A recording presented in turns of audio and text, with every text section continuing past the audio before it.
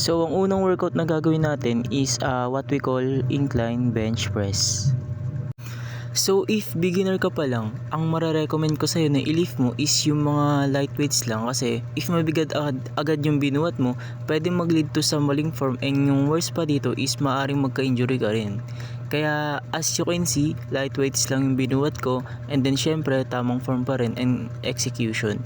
And then itong incline bench press na to is gagawin mo siya ng 3 sets, 8 to 12 reps.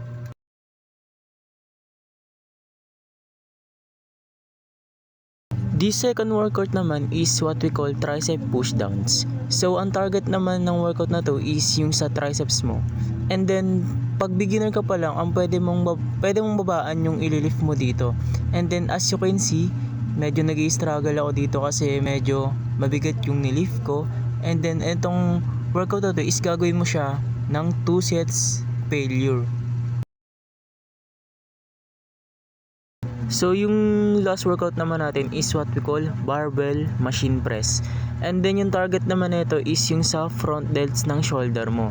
And then, pag bago ka pa lang or beginners, is light weights lang dapat yung bubuhati mo para tama pa rin yung form mo. And itong barbell machine press is gagawin mo siya 4 sets, 8 to 12 reps para ma-target mo ng maayos yung shoulder mo and magkaroon ka rin ng tinatawag na progressive overload kasi kailangan talaga yun. Thanks for watching.